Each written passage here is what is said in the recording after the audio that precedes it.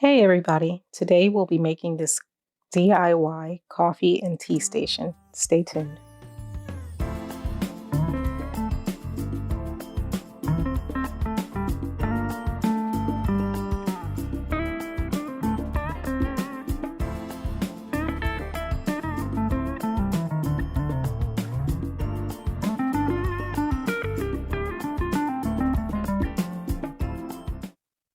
So first I'm going in with two plants that I had already had around the house.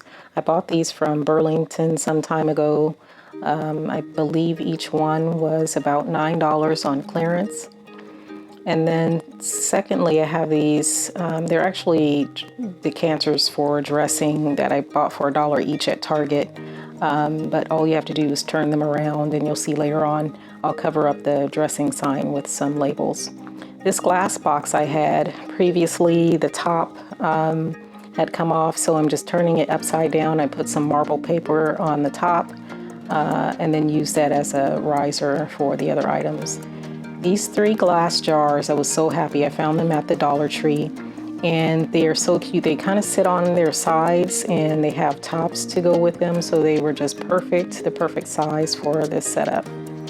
And these two apothecary jars I had as well in the house. I believe I had them in my bathroom, so I washed them out really well. But I'm going to use one for coffee and then the other for tea. I did find later that it gives off some kind of, it'll start getting kind of cloudy in the jar. So if you're having company, I would use these for that. But then other than that, I would just pour the coffee back into the container and let it sit in there. It gets a little stale. And then I'm just taking some tea bags. I pulled the tags off of the ends because I didn't like how they looked and situated them inside the second jar. I'm going in now with some dry creamer, the non-dairy creamer. I use this all the time, so yeah. And then the second one, I'll put sugar in there, even though I don't use sugar in my coffee. But if you have guests, they may want to make tea or something like that, so you want to have that prepared rather than going into your larger jars of sugar and having to dig into what you would normally use for cooking or something like that, just to make it a little simpler, even though you have a jar of sugar. And then here is the hot chocolate that I use in my coffee. So these tops are so cute.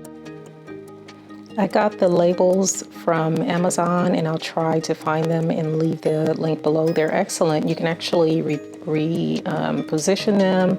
You can wipe them off and reuse them. They really come in handy. I have them in my kitchen as well as my bathroom.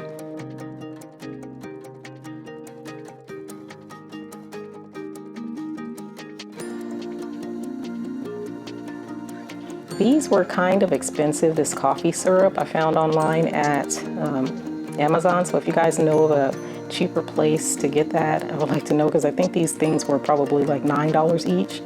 And I literally just bought them for the video. I don't really use, well, for the video and visitors, but I don't really use this type of syrup in my coffee. But as crafters, when you get something stuck in your head that you want to look a certain way, you'll go ahead and get it even though you don't plan on using it. So I put vanilla in one and then some other French vanilla in another. And I do actually use this chai tea often, spice chai tea. And this does have to be refrigerated. So if you are having guests over and they don't use all of it, you can just pop the little jar in the refrigerator and keep that overnight. And these are the labels that I was talking about before. I just used those to cover up the little dressing symbol that each of these had on the front. And yeah.